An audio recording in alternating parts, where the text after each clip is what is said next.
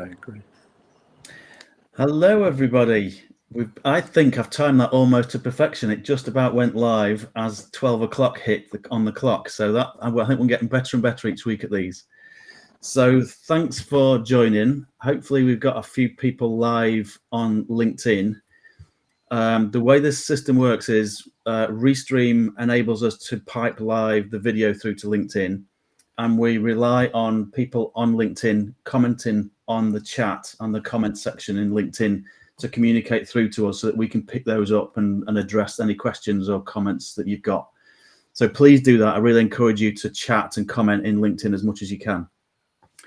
The other thing is we want these sessions to be really productive and positive and solution focused. That's the feedback that I got from the first view, that it's great raising all these issues, but can we have some focused solution type positive events, which is what this is intended to be, and all these are intended to be. Got an amazing set of panelists today. We'll all introduce ourselves in a little bit so we can get to know each other, and it's going to be quite a relaxed and free-flowing session. I've got some slides to share in the middle. And the big point to just impress here is we're using my Insight Genie tool to capture the insights and the knowledge and the wisdom from the audience. So as we go through this session, you'll start to get a real feel for what we're trying to do in terms of the solution, but you can contribute to that and contribute your ideas and your wisdom into the event. So please click the link in the comments in the LinkedIn area. It's one of the top comments. You'll see a link, and that's where you can go through to Insight Genie and share your inputs as we go through the session. Hopefully that makes sense. Again, any questions, put it into LinkedIn and we can pick them up. So I'll do my first intro and then I'll pass on to the rest of the panel to do their quick intros. So I'm Anthony Lawton, founder of Fit to Care and Insight Genie, and I'm a dedicated public sector advisor. I'm really focused these days on cognitive science and AI so that we can make much bigger, better impacts in the NHS is my main area, but the wider public sector as well. By focusing on these things, we can really, really improve things. And a big feel for me is if we can get staff to engage and energize and feel valued, the impact that they can make is absolutely massive. It sends huge ripples through the community and impacts millions of lives. So that's really my drive. And through this work, we can connect. And a big mission for me is to connect those top senior managers that make all the decisions with the lower level people on the front line. And that's for me where the magic happens. So I'll just go in order of my screen. So I'll pass over to Hugh next. Thanks, Anthony. I'm Hugh Morgan. I'm what's known as a partnership development manager at Keele University. That means that I engage in conversations with people within the health and social care sector with a view at making a positive difference to the world of work in that particular sector. And that can be through all sorts of different variety of ways in, and I'm here today because I'm very keen to listen to everybody and see what we can do to help out. Thanks, fantastic. To you, JP. So I'm John Paul. I have a consultancy called The Edge of Possible, and I work with health and wellbeing people and organisations, and I focus on innovation, how we can do things better, change management, how we can help people change and do things better, and prevention of poor health in our communities, how we can keep people healthy and well and living happy lives in their community. Brilliant. And then Rebecca. Hi, everyone, and thanks, Anthony, for inviting us here today. I'm Rebecca Howard. I am a clinical psychotherapist, and I'm the CEO and founder of Shiny Mind. And I'm passionate about how we think. So this topic is going to be utterly wonderful, I think, today, because ultimately whatever we do is predicated on how good our thinking was in the first place. And as a psychotherapist, I believe that we spend too much time learning to drive and not enough time learning how to think. So actually, that's our mission, to use psychotherapy in a preventative, proactive way. And as Shiny Mind is all about great preventative mental health, which is why we've co-designed an app a mental health app with the NHS. Fantastic.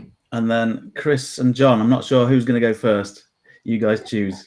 Oh, hi, it's John Hill here. Good to meet you all. Apologies for the background noise. Yeah, my name's John Hill. I'm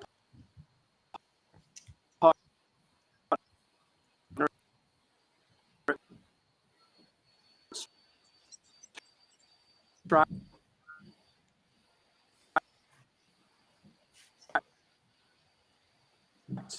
Sorry, John, we've lost the about signal. turning strategy into action. Sorry, John, we really lost the signal there. We'll pick up from Chris. So I was just saying that my life's work is really been in understanding the way human beings work, how human beings work together, and what the sort of products of that work are, both in terms of, you know, tangible outcomes and often the intangible items like well-being and happiness and engagement and things like that. So I've been involved in a lot of projects within all sectors, really, about how to improve work and how to, what I call, sort of upgrade it, like upgrading the software in a computer. If you upgrade the thinking before and I was resonating with Rebecca's comment about the driving. You know, it's like learning how to think and learning how to act, to me, are things that have to go together. Fantastic. And just if you, sorry, I didn't hear me, but what he said. Yeah. Excellent. And you guys, we didn't catch this, John. I'm sure you mentioned it, but you guys are from Strakt, and we can put some information in the comments in the LinkedIn section later on as well. Yeah, I know Sue said she couldn't hear, and I think that was the John section where we just lost signal for a second. Hopefully, we're back in business now. Okay, thanks everyone. So I am going to just whiz through a few slides and things, and then we'll open up to the floor, and we'll share everybody's stories on this.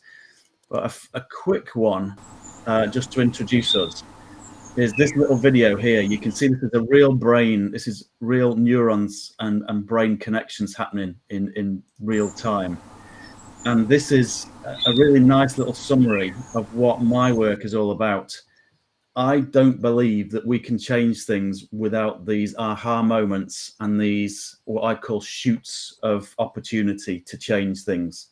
If we don't have these aha moments and we don't see things in new ways, we will just keep doing the same old things, which is linked to this whole hamster wheel issue that we've got going on. So today's my job today is to generate some of these aha moments, which can be part of the start of a journey of change. So let me just whiz into the slides next. So reform or die, this is obviously a Keir Starmer mantra now, and I'm with him 100%, and Wes Streeting as well. And I think before we can really start to reform, we've got to start with these aha moments, but we've also got to stop and get off this hamster wheel. We've got to be able to create time to think so that we can then transform the systems. And I feel that this panel is going to be with me on this general theme. So who is this for today? Ultimately, it's for citizens, because that's what we're all here to serve and improve. But how do we do that? It's through managers and it's through staff. So I'm hoping that there are some managers and staff engaged on LinkedIn today, and we'll pick up the recording as well. I'm going to whiz through this because I think anybody interested in this topic already feels and believes that this hamster wheel concept is real. The pressure is enormous in the public sector. We've got staff morale that is really suffering. This is somebody calling for help rather than waving. And the impact generally on citizen service is not great. There's too much pressure, there's too much overwhelm, and we're stuck on this hamster wheel, which is not doing any of us any good, and we're not being anywhere near as productive as we can be either. These are just a few quotes from the Fit to Care book, just to make these points, to validate the points I've just made. There's so much pressure in teams, particularly in the NHS. We've got psychological safety issues and very toxic teams. We've got people acknowledging that, yes, we can tick box all these reports, feed the beast, but we're actually not serving the patient's best interest.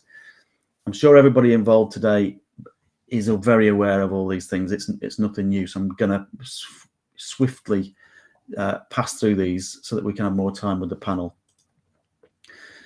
Just to enhance this hamster wheel issue and the complexity that we've got in public services is this concept of combinatory explosion. And I cover this a lot more in the book, but just as an overview, there are 32 pieces or agents, the academics would call, on a chessboard. And each one of those has got a handful of rules associated with it. So it's quite a simple game. But even though it's simple, the level of complexity is unbelievable, which is where the mind-blowing statement comes from, because there are more potential legal moves in a game of chess than there are particles in the universe. That's just how complicated real life really is. We've been led to believe through science over the last 150 years or so that there are absolute answers and algorithms will give us the exact answers we need, when actually that isn't the truth. It's not the truth. It's really quite misleading, but it's led us down a path that's not the truth.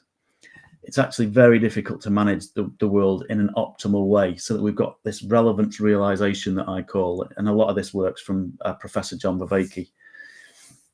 And so if I can pull this into a practical example, let's picture a nurse on a ward with 12 patients.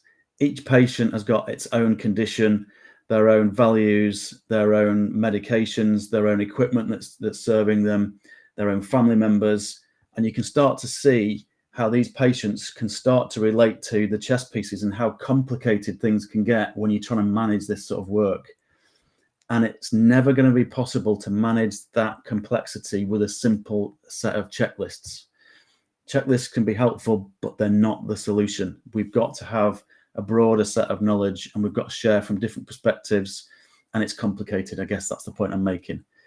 That complexity in the real world adds to that overwhelm and adds to the pressure that we've got in this hamster wheel. And we're on it. We're really, really on it. And hopefully I've made that point clear earlier. So increasingly, we're going down this road of mental narrowing where we can't cope. So we become insular and we start to just take little pieces of information and think, okay, we'll go with that. We'll run with that because I can't cope with anything else. That results in us not making the best decisions, not making the optimal decisions, creating situations where the solutions and the systems are not right first time, which generates more rework and more workarounds, and the pressure gets worse, and it gets worse and worse and worse, and we're on a sort of a vicious cycle downwards. And I think that's where a lot of people in the public sector are these days. So how do we reverse that and get to a position of mental opening where we can take the relevant information in, we can optimize the decision making, and we can improve things both for ourselves in terms of the work we do and how we enjoy it and our well-being, but also citizen outcomes and solution outcomes and productivity improvements. The way to do that and make that shift is to stop what we're doing right now, to stop that hamster wheel, put the foot on the ball, whichever phrase we want to use, so that we can start to think. And Rebecca was talking about this a bit earlier. We've got to think more. So to bring this to life a little bit, I've got a story. This is a 25-year-old story, but I think it's really brilliant illustration of what we can do. So imagine me 25 years ago, no grey hair. I was actually working at Air Tours in a commercial role, and I had to pull a board report together for 12 noon every Monday. It was such an awful process to do that I had to get up at 5 to get in the office before 6 to guarantee that that report would be done for 12. It was awful. I was studying to become a management accountant at the time, and there was no excuses for not passing first time, so I had to do it. So I was basically just working 18 hours a day every day. So I did not want to get up at 5 o'clock on a Monday morning. So after a few months, I thought, I can't go on like this. I thought, I'm going to have to just do something about this. So I ended up interviewing a good proportion of the board members and discovered that about 30 or 40% of that report was never read. They didn't even look at it. So that was a massive change for me. What I was able to do then was to redesign the report with those sections missing, added some extra elements in that they did want that wasn't there. And it was brilliant. It meant that I could get up at more like 6:45 rather than 5 And I ended up getting a big promotion from that as well. But the point here is that you would have thought, and most people would think, that is the most important document in the whole organization. And yet 40% of it was waste and wasn't producing any value. So my message today is get to the place where you're constantly challenging everything that you do and constantly looking at it through the lens of, is this really adding value? Start to make notes, start to engage with your teammates, start to challenge whether these things are really, really valuable or not. Hopefully that is one of those light bulb eureka aha moments that I want you to take away today. You'll be amazed at the stuff we can stop. Another example here, sorry, I've missed the reference to this. I took it from somebody's post on LinkedIn a few weeks ago, and I don't know who posted this originally. Apologies for that. But what an amazing example again of, this is the paperwork to admit somebody into hospital. Now, I just do not believe for 1 minute that there isn't a lot of duplication and waste in this process. We've got to start looking at everything that we do and start thinking, is this really adding value, or is this waste? Is this duplication? So there's another example. So then let's really move into the solution-based. Chris might bring this up later. He talks about dark matter and that he associates with waste. And when you start thinking this way, and I've been thinking like this for 25 years now, you see this dark matter all over the place. You see the opportunities for change all over the place. You can do it a number of ways. I've used spreadsheets in the past, use a journal, but whatever you do, we've got to capture these things that we think we're not adding value so that we can challenge and investigate to see whether we can improve and stop them. But we can use AI as well, which is a big part of today's session. So Insight Genie, I believe, is a way that we can tap into these thoughts and opinions from people and industrialize it almost. So the link that you've got in the comments section in LinkedIn will take you through to this. The first little pop-up is saying, please don't put any personal information in. And we use AI to process the information, but AI doesn't save your information anywhere. It's not used for training algorithms or anything like that. So click the terms and conditions, and then you'll come into a nice and simple 3 questions, open questions. So use this exercise as a way of going, okay, let's stop, let's think, and think about right now. You could all do this right now. What things are you currently doing at work where you've got a gut feel that that isn't the best use of your time? It's not really serving the purpose of the organization. It's not adding great value. Enter those things in there. The next question is, okay, think about then, okay, how do we look at every one of those and determine whether it is something we can stop doing? So think about, okay, we need to question people down the line that receive these various pieces of work that we do. Is there a way we can influence, change them, make it easier, make it faster? I've got loads of examples, but this is about, now you can go and use this straight away and start adding your first ideas about what you could do.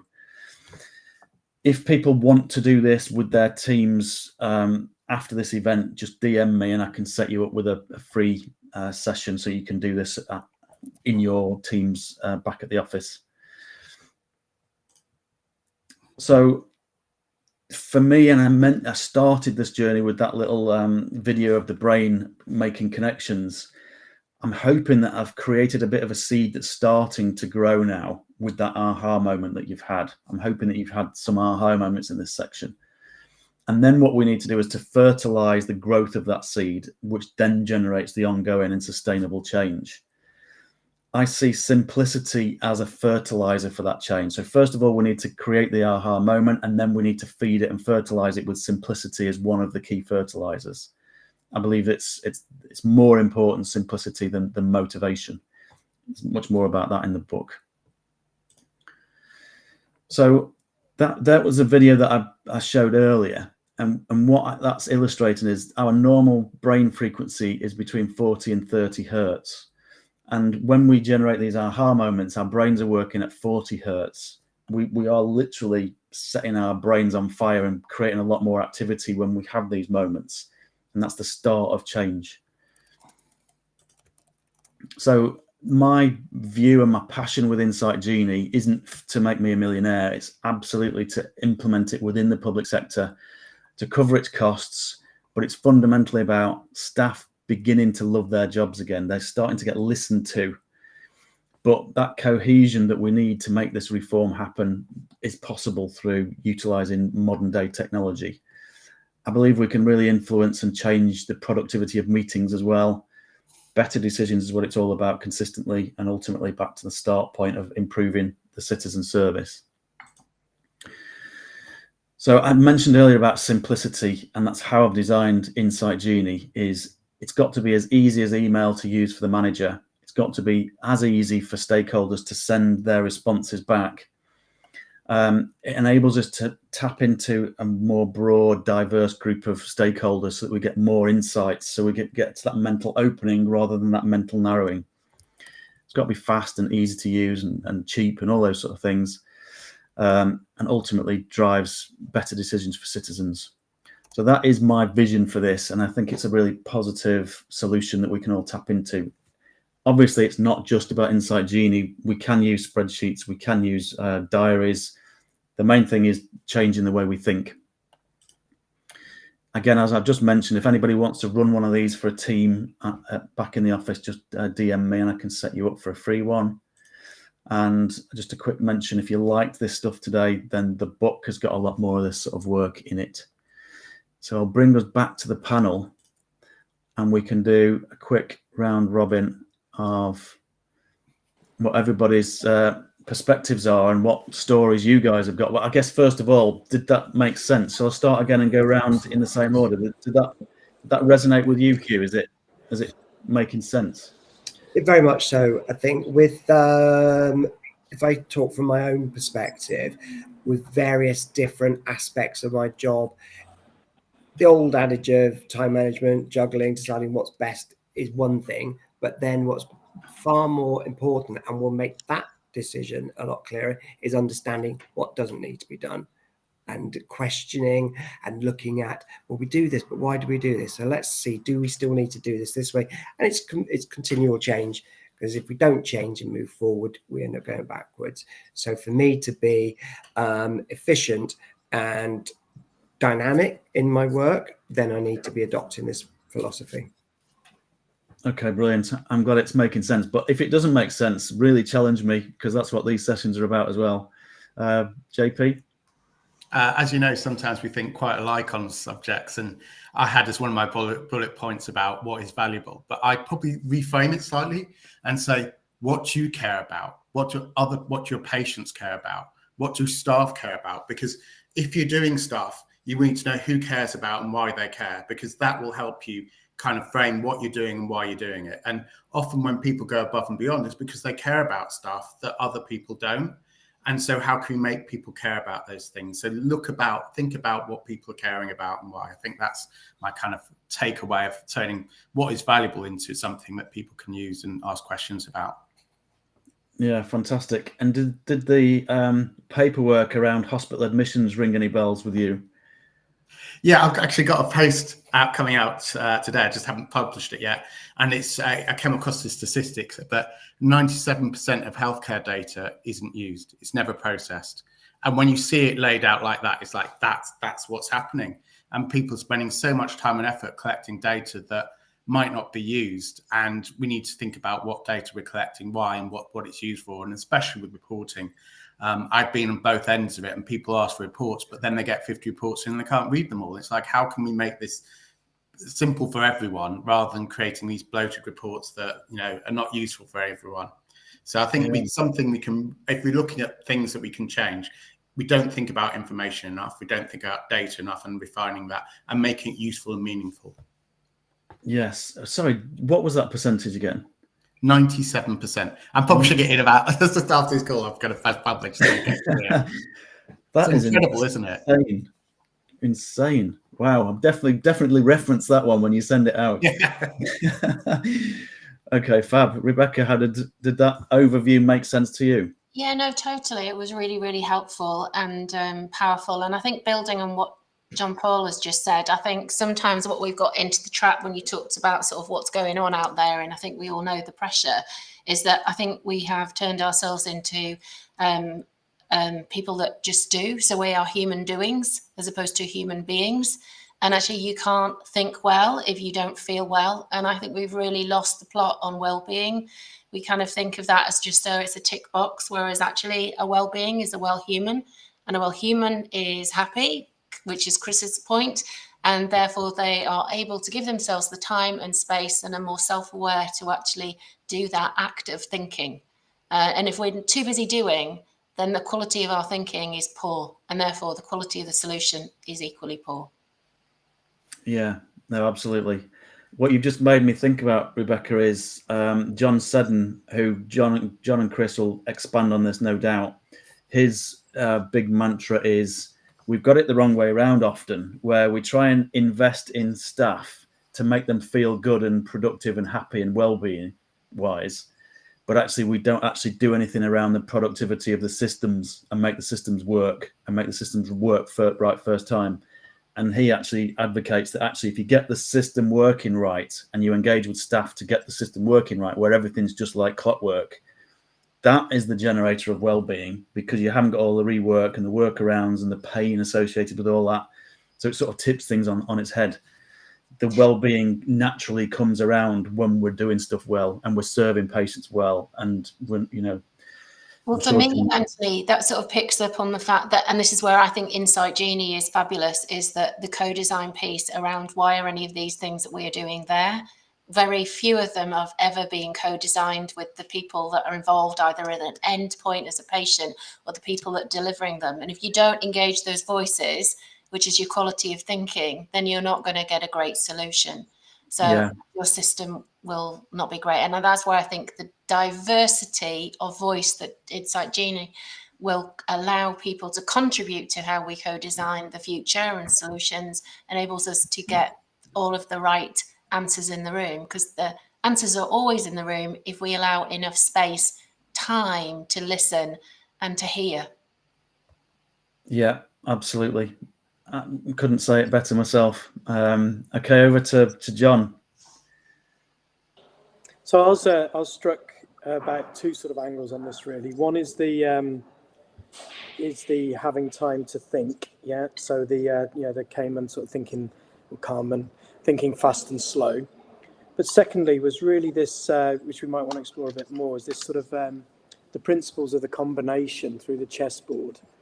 And actually, you know, if that is true, that the simplicity drives complexity, so a simple number of moves drive the complexity, then maybe, you know, every action has an opposite and equal reaction. Maybe we should look at the complexity and see what are the simple changes we can do as individuals start to influence that complexity.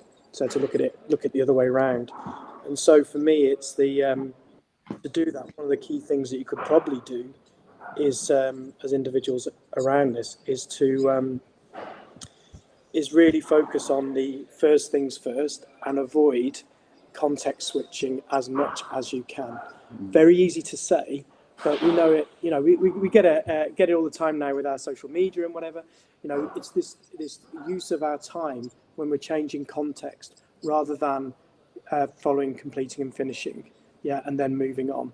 Yeah, focusing on the first things first. So that was just a few of the ideas that went through my mind, really, which is around this idea of Pareto. It's the idea of stopping to think, and it's the idea of actually complexity can possibly be addressed by some simple things that we can do as individuals to manage that.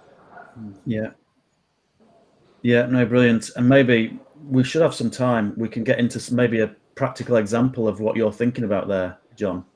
I'll hand over to Chris next. I don't know if you can pick up my microphone. Give us a thumbs up if you can, because John and I are sharing a pair of earbuds here. So we, when we became business partners, we didn't know it would get this close, but onto the screen as well. I think there's something in a lot of what people have said, and I'll give a sort of dramatic example of what John's talking about, because those of you who know me know that I went through a coma, and came out of that coma sort of paralyzed from the neck down, and had to relearn how to do almost everything again. You know, speaking and walking and talking and all of those things, and not because of my profession, but maybe as a slight result of it. I really took the opportunity to throw out all the junk, you know, all of the sort of stuff that had accumulated in my brain about, you know, what do I find myself in these patterns doing? What's important? What's actually adding value? And what's the sort of dark matter? And it's the same, you know, I was in a very large organization, a household name organization just the other day. And we looked at this process, and the photograph that you showed, Anthony, they had a process that looked just as waste-filled and shall we say duplicitous as that process itself. And yet this is the organization that can get anything to your door next day. So in the most highly sort of organized, highly quickly flowing organizations, there's masses of this dark matter around. What we've done is we've let this accumulate in our world to the point where, I can't remember who said it, but you know, the people are literally just not fully engaged. They're just going through the motions of a day, trying to get through it all. And you know, the very worst of what we were told to fear from industrialization, you know, but it's not our arms and limbs that are getting injured anymore through dangerous machinery. It's our brains that are getting injured through dangerous working processes and practices. Yeah. Chris, do you think it's some people really enjoy the chaos? Do you think that's the reason actually define? Do you know what I mean? Because it is.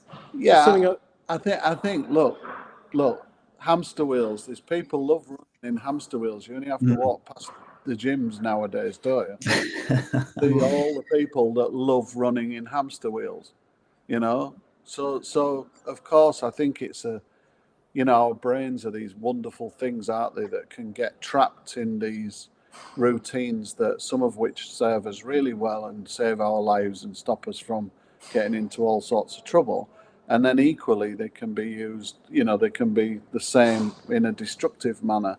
And I think for workplaces, you know, there's a lot of that going on right now, you know. Well, Anthony, you asked me for an example, of going the other way. And I was minded of what Hugh said earlier about some of his ideas around managing your time and whatever. And actually, one of the simple things that I think people can do is start to realize their own habits and triggers. And so rather than look at the measures on outcome, you know, if someone wants to lose weight, you know, it used to be set yourself a target to lose weight. I know, you know, I used to be several stone heavier than I am now. So it's like you set yourself a target to lose weight. And I used to fixate on the target. And that's just the wrong answer, right? So you fixate on the habit. And the way you fixate on the habit is find your trigger. And then you work on that. So maybe in line with what Hugh's saying is that you actually say, look, you know, rather than focusing on this and the hamster wheel, what's the first simple thing that I can do that's going to have the biggest impact on me? And maybe it is saying, when I get in, I'm going to go in, I'm going to listen to what's happened on the shift before me, and then I'm going to stop. And then I'm going to work out what are the most important things to do for me over this shift and time, the biggest impact I can make, And then I control that, right? All the other stuff will happen, but that is the one thing I control, and one very simple habit, using the sort of stuff that Hugh was in to do. And what Rebecca said about this, you know, this time to think. So, you know, maybe that's it. Sorry for cutting across. No, it's brilliant. It's a really nice segue as well. And I hope you think there's a link there to the book, John, with the system of managing those triggers to manage the behaviour change. Maybe that's where it came from, Anthony, in the deep darkest of my mind. Maybe. I know you just read it recently, so that's fab. Could be it. So, let's use our time. I'll just remind everybody you've got 9 minutes or so left to make any contributions into the Genie live at the moment. It will run at 12:45, and then we can just have a quick look at it as a panel. But the idea with that Genie capture is just, what are the things that feel pretty obvious to you at work at the moment that you think could be potentially reduced or stopped? And then that will just be really interesting for us, and anybody that wants to pick up the report afterwards might give them some ideas. So please do enter your comments into there.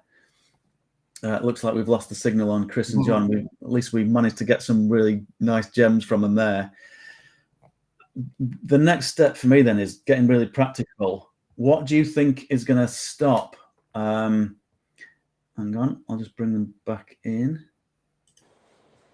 Hi guys, welcome back. Sorry about that. Sorry. So we're just moving on to this next little section now. Then practically, your experiences.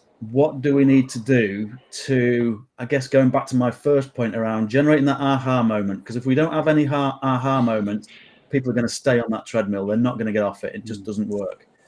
So how can we, so maybe there's a bunch of people that are engaged today or will watch this recording that feel like, yes, I absolutely got to do this, but I don't feel like my manager's going to support me in this process of having some thinking time.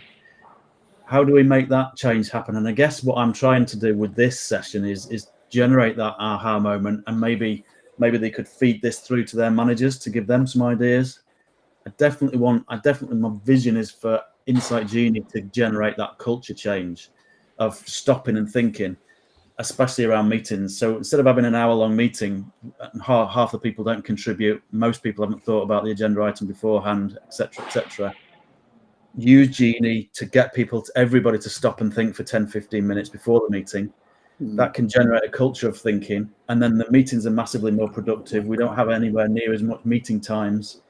So I'm hoping that Insight Genie can be a massive facilitator to generate this culture change of really stopping and thinking, but also getting managers to say, I really want to listen to you guys on the front line, because it's only through that knowledge that you've got on the front line that I can make better decisions. So we've got that mental opening. That's what I'm striving for. And the last quick thing that I'd say is I studied a guy called J. Krishnamurti years and years ago in my early 20s. And he gave me a phrase that I've never forgotten, which is, watch yourself like a cat watches a mouse hole. And I feel like that in this context of looking at work and looking at waste and Chris's dark matter. So even if we don't do any of this stuff from a technology perspective, just literally start looking at things and looking at your life with that lens of what is waste. Look like a cat watching a mouse hole. So they're my things that I think we can do productively and proactively in terms of solutions. But shall I whiz around again? Can I start with you again, Hugh? It's quite a challenge, isn't it? I think I'll take two very brief things. One is a few years ago, I became unwell. Different scenario to Chris and John's disappeared, but I had to reevaluate what I was doing physically in my day-to-day activities, cut out alcohol, cut out caffeine, did lots of different things because I knew that was going to help me get to a better place. It was depression and anxiety. I had to be very focused on me in what I was doing and looking at myself in that way that you described, Anthony. I don't suggest anybody gets to that tipping point. So I would absolutely encourage people in their lives to take steps now before we get to that bit. The other point I just wanted to say is I bet lots of us have driven home in the car, got on the train home, whatever it is, and thought about things that have happened in the day and think, I wish I had time to do this, that, and the other. In that sort of decompression point as you're on your way home, I would encourage, and I do with the colleagues that I work with, and we've got this great philosophy and way of working at Keel that we do take time out. We do have away days. We had one yesterday with our team, which was fantastic. We all felt massively energized. But what I would suggest is, as an idea, potentially have a think about, maybe give yourself 10 minutes to think about what you could do that's going to be slightly different, and then try and work out a plan that's going to have that succession in positive steps that's going to be from that, and then take that maybe back to your line manager as an example. Say, look, in 10 minutes I came up with these things, it could go into this, and that was just me on my own, sharing it with colleagues and then looking at how it could go. I think for some people you do need to have something tangible to show as an example to maybe start that conversation to start changing the mindset of colleagues around you. But I'll stop there because I could go on all day and possibly be in the wrong place. But I think if we're having the conversations and people have got ideas, and then, if some of my ideas are not correct, that's absolutely fine. I want to see that conversation going and starting and go from there on building. Yeah. Okay. Brilliant. Yeah, it's a good practical way to just get started, that, isn't it? JP, what are your ideas? Well, I think I'd just build on Hugh's points actually, with 2 practical tips. First of all, like the number one thing you should do is just set aside 10-15 minutes every week, look back at the week and go, was that useful? What task did I do that was useful? What task I did or wasn't useful? What the value? And just having that fixed point in time, just to look back, that's the most important thing you do. However you do it, that's the starting point, because you never look back. And looking back just over the last week is really important because it's all just recent. You can think about it in practical terms. Looking back 2 or 3 weeks, it's too late. So you need to do it every week. And the second practical tip is take that to your manager. Or if you're a manager, ask your staff to do that and try and visualize it. Build Gantt charts, build something that makes it visual, because I've had managers, we've all had managers who love to delegate and they're like, oh, not another thing to do, because they would have got 50 things to do. And actually, by putting it into charts, saying, well, if I do this, then I have to spend less time doing that. It really, really helps, rather than because you're talking about a thing on a paper rather than saying it's your opinion against their opinion. So put it into a chart, put it into a table, put it into something where you can discuss it and not make it a personal you versus them issue. And it can be simple as saying, if I only turned up for the first half of a meeting, would that be okay? And that's half the meeting saved if you just do that one meeting every week or every month. So there's lots of little tips, but I think, review it and make it visual for people, then you can have a great discussion. Yeah, brilliant. I really do like the visualization tip. I think that's really a big one. Over to you, Rebecca. What are your ideas? Well, I think mine are going to come from a psychological perspective around empowerment, because I think when stuff is difficult, of which in the public sector it is, we can feel really stuck, and then we lose our power because we feel done to. And then we do what humans are really, really good, is that we're addicted to being right, and that entrenches us. And we start talking about it's the other person that is wrong. And we do this thing that I call is othering. And that means we lose our power again, because we're waiting for the other person to clean up the mess or change things. And we lose our agency as people in actually be change agents for our own life. And that's where I want us to really kind of think about relationship dynamics. Because when we want change, if we're in a place where we feel done to, change is never going to happen, and we go further down. But if we start to actually understand that a relationship dynamic is a dynamic, and therefore everybody has got a role in that dynamic. And if you change, that relationship will change. So actually, when I try and describe this to clients and out sort of working in sort of leadership positions, it's about sort of like have this metaphor. The metaphor is this, is a kind of, you will have all seen kids play football on a I don't know, out on a park or a street. And then at one point, one of the kids with the ball is asked to go home for tea. Yeah. And so they take their ball home. And at that point, that game cannot continue. They can't keep playing footy. They have to play something else. They either stop, chat to each other, or they play catch or hide and seek, whatever it is, but you cannot play the game the same way. And I think for me, if we want change, and people are sat here listening to this today, is really take a long, hard look at actually you are part of the dynamic. You have more power than you realize to make change. And for some people, when I work with them, that can be an aha moment. And I really hope it is for some people today. No, brilliant one. Really, really good one. I'll just quickly bring up this one from Sue. Sue's got a practical idea for us. Might be stealing a bit of Chris and John's thunder here. It's a good one, isn't it? Because if the people doing the work can't see the outcomes, that's a good little trigger for a question, isn't it? Should we really be doing this? Because I can't see where the benefit of it is. And it might be that there is a real benefit, but there's nothing wrong with asking the question, I'd say. Well, turn into a 4-year-old, right? I mean, and just say why 5 times. And that sort of Feynman thing of, well, where do you want to stop? So you just keep going, asking the why. There's a great ice skating example that he does on YouTube. I recommend people to go to, where it says, why, how do ice skates work? Why, and then you find you get down to quantum physics at the end of it, right? So, but that's the point, and you go and do that. Going back to the other point as well, both Hugh, you're all saying actually, one practical thing to do is just record the bad stuff, right? So just as you're going through in the day, just have it, going back to JP's point of something on the board, but just have it there, physical. It doesn't have to be digital, just physical, where you're just saying, right, okay, number of forms I filled in today, and whatever, blah, blah, blah.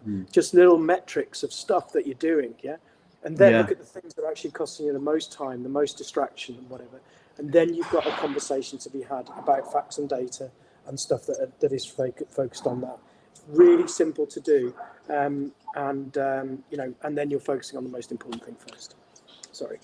Yeah, I don't want to make this just always a double act, but I think it's the dark matter is really important because people can't see it. And organizations can't see it. It's not written down in procedures. In fact, if you look at procedures and things like that, and instruction cards and everything, they're usually only the value added steps. So you have to build a visibility of this dark matter. The patients and people going through the system can see it all the time. That's why, if you see signs around the place saying our people deserve to work in dignity and this, that, and the other, what that says to someone enlightened like me is this place has biblical levels of waste in it, and it's getting worse and worse and worse. So, the idea is to, first of all, define what value is. And there's a real simple tip for everybody here. If it appeared on a bill and you charge more, if you did more of it, it's waste. If people say, "Oh, I'm not paying that. Why am I paying, you to travel backwards and forwards to your truck all day long? I'm paying you to remodel my kitchen." Yesterday I was in hospital for a total of maybe 9 hours, and I had about 6 minutes of value added during that whole day. So there's more than enough stuff to go at, but you just kind of train your mind to see it and then say, okay, how do we get rid of these things that, how do we get rid of the things that don't add value? Yeah. What a wonderful tip that one is. Would people pay for that I'm doing right now? Yeah. If they saw it itemized on the bill, would they pay, or even would they ask for more of it? Yeah. Hey, can you get me to fill in another form? Can you get me to repeat my name and address again? I really value that, and I want to do that all the time. 4 times is not enough. For staff, what my name and date of birth is, Yeah. I want to wear it on my wrist at the same time. Fabulous. I'm going to let you guys freestyle. But that's a key thing, by the way, for your mental well-being, is learn to laugh in the face of waste. Don't let it corrode you, don't let it make you feel miserable. It's a good job that you can see it, because it's only when we can see it that we can do something about it. So learn to enjoy finding it. There's some fantastic tips flying now. I'm going to dip out and just go and check that the report's run, and I'll be back with you in a minute, hopefully.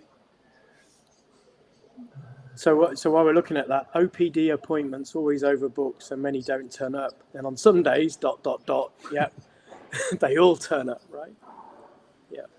How would we deal with that? A question from Sue come in. So thanks, Sue. Always so many don't turn up. I had a live example of that. Yesterday when I was sat in the clinic. They'd had some good improvements. There was a nurse she'd come up with a few ideas, and I sat, and being me and doing what I do for a living, you know, she said, "What do you do for a living?" So it started a conversation. So anyway, I sat and asked her about that. I said, "Why do we all get booked in to come in at 8 o'clock in the morning when we're not going to be seen all at the same time?" And she said, A, that's a good question. And she said, B, it's because we, you know, we lose this many, you know, slots during the year. I said, so why is your management focused on the minority of time rather than the majority of time? Because that what we've lost come, you know, if the day is 90% full. And I said, what would be a better use of that time? Overbooking to try and get people in and mixing cases and all of that lot. Or I think back to Hugh's point, actually, why, if you have a missed and a patient doesn't show up, why don't we just get everybody together for 15 minutes and do some instant improvements, you know? Yeah.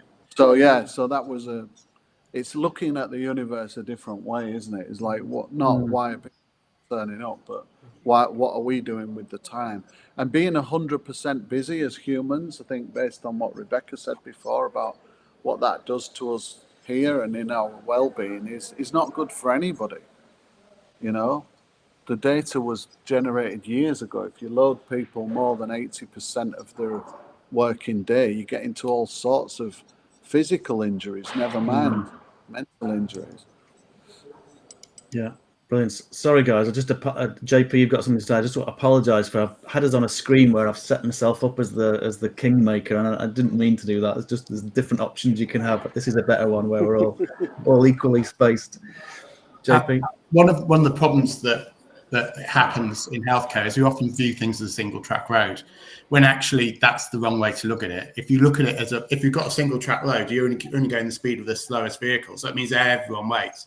So the way we solved it in consultants' clinics is we had the consultants seeing the most complex patients who would sometimes take a lot more time, and we'd have the nurse seeing the quick patients who, in theory, could be seen quickly. But if they were more complex, we go next door. This is really important. Next door to the consultant clinic and get them adapted. And so by having this fast and slow lane, you can smooth the flow much better. And you know, if the one person finishes a bit early, they can help the other person with their point, and it just works so much more smoothly. But in healthcare, for some reason, we just plan everything on one track roads, and it's so inefficient. Just as having a one track motorway is really inefficient, you know. And we need to sometimes look at how we can set up these things so that we can increase the flow for everyone. Yeah, absolutely. Is there any final points anybody wants to make just before I switch into the report? I'd love to just build on what JP said, because yeah, sure. If you put the things into flow, if the things that are supposed to be flowing are flowing, then by definition, if you have a problem, you only have one problem flow, because you can only have one problem at a time if you've organized for flow. And if human beings have only got one problem at a time, they're actually pretty good at solving them. It's when you get, you know, this plate spinning of a million things going wrong, and you can't see which one's wobbling first. And so you end up running around shaking the stick of every plate that's wobbling. And that's where we are. So the hamster is one metaphor. But the answer is flow. If you create flow, you know, in whatever it is that you're doing. And, you know, athletes talk about this, don't they? About being in a state of flow. That's how we achieve these kind of higher levels of performance. So yeah, absolutely, John, that organizing people in the different flows is an absolute key to solving some of these symptoms, both seeing dark matter and getting rid of it. Yeah. And as you were talking, JP, I was thinking, yes, but to understand that and to manage that better, you've got to stop and think, haven't you? And you've got to look at it and collect the data. John was talking about collecting the data. We want to be collecting data at the front end, that operational performance end, understanding that data, as opposed to just focusing data on the back end of feeding the beast. That's the transition we've got to make. Yeah, I mean, I was struck the other day reading the Darcy report and the appendices in it. I was struck by the data that, and forgive me for the I was struck by the data that the number of incidences and the Care Quality Commission, I read a report on the Care Quality Commission about the impact of the programmes in midwifery. I also note that the number of children born per midwife in the UK has fallen from 33 to 26. So that's children per annum per midwife is now 26, so 1 every 2 weeks. Now, obviously, a woman is seen, every, probably 12, 13 times during the pregnancy and periods afterwards. But it really got me thinking, when I ask anyone what the perception is of what that would be, it would be 10 times that. Whereas, what we actually see is something like that. And people, the midwives that are working there are working extremely hard, and our general assertion is, and my wife is an antenatal teacher, the assertion is that we're focusing on the wrong things. Yeah. People are really busy doing stuff that if you ask the person that was pregnant, they would say, I wouldn't pay for that. Yeah.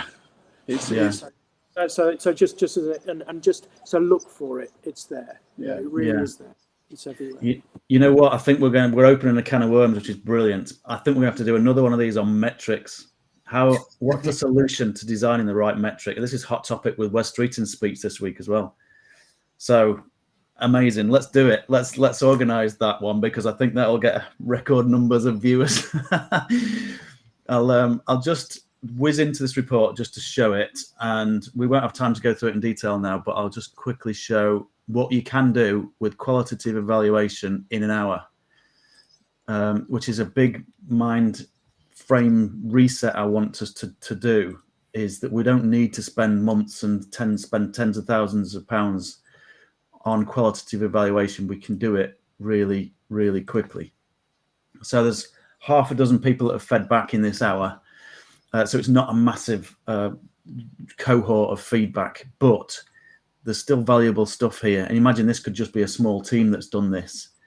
So it looks like there's real positivity and enthusiasm for change with this, which is great. We want that. That's a fertilizer for our change. Hopefully we've generated some aha moments and inspired people to start on this journey. What can we stop? Streamlining meetings, automating report compilation, reassigning admin tasks, reducing redundant information, evaluating routine emails, optimizing clinical processes. So for each one of those, obviously we haven't got time to get into them now, but we could, as a team, if this was a team that's just pulled this together, we could then just go through each one of these and interrogate them in more detail, start sharing that information that Hugh and JP were talking about. What do we need to do and check to facilitate these transitions? So we've obviously got to just double check that we can stop things, like I did with my Air Tours board report. I wouldn't just have stopped that 40% without asking them. We need to do a proper process to make sure things don't fall over. But I'm hoping that this is just evidence that we can do things differently. There's a lot of stuff in here, given that we've done it in an hour and there's only half a dozen people responded to it so far, or this particular process. And then this is the source data. So you can look through this and read that in detail and be confident and comfortable that this isn't just made up stuff. It's just produced in a nice, simple report format so that you can get your head around it quickly as a manager. And then you can formulate your next steps on the back of this really quickly. So I'm going to stop sharing. We've got 2 minutes left.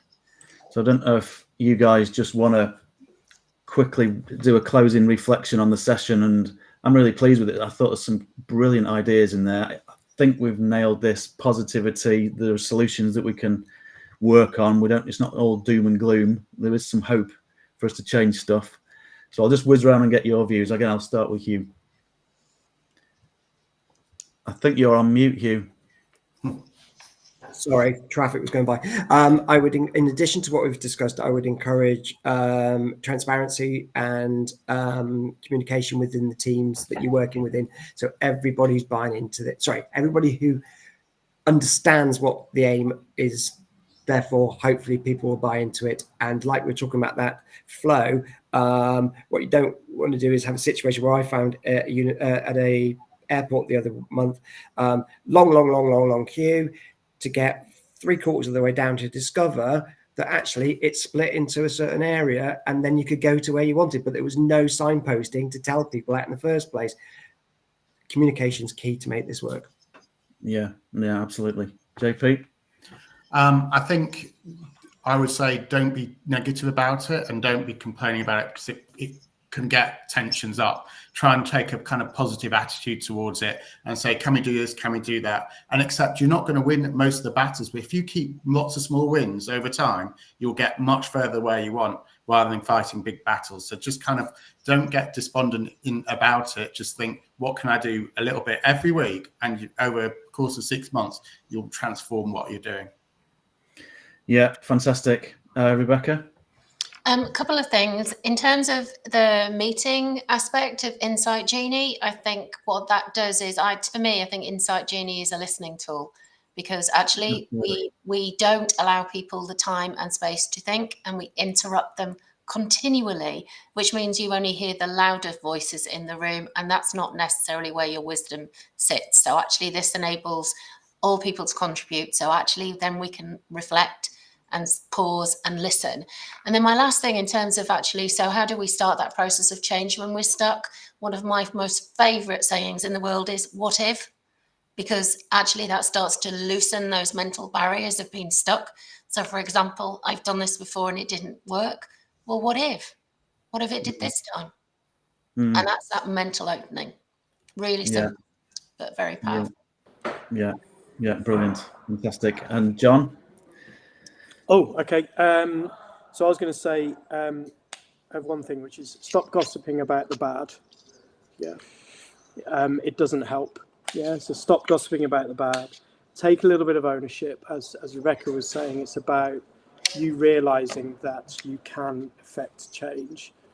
And then also, once you've started to do that, start gossiping about what's improved. And then you'll be surprised that you'll find that you're not an orphaned alien in this world wanting to change it.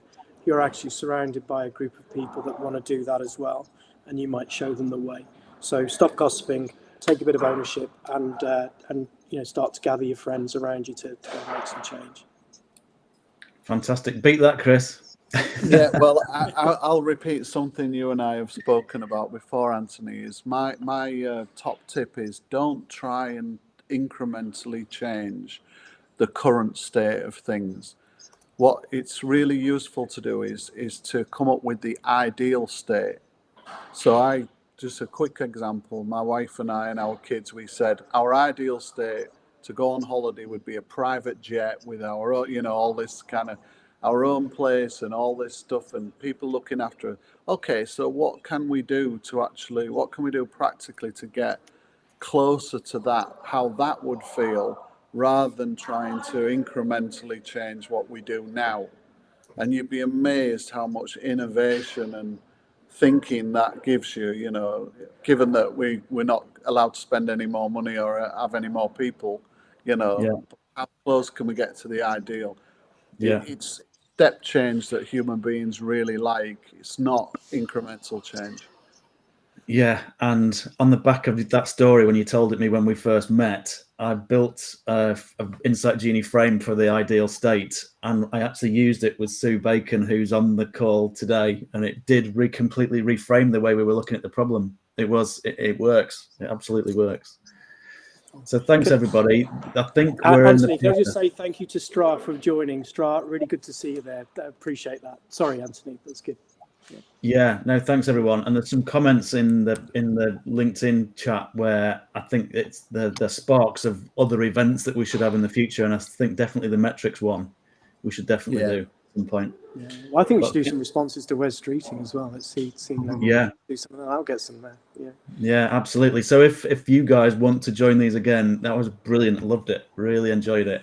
And for people in the audience, if you like this stuff and you want to get involved and you've got topics you want to raise, then just DM me on LinkedIn and we'll do it. But I'm really pleased with these sessions. Really, really exciting.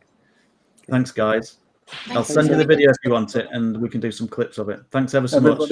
Everybody we can see and everybody we can't see. Right. Thank Yes, thanks a lot. I'll see you Take care, soon. everyone. Bye-bye. Thanks then. Bye. Bye. Bye. Bye.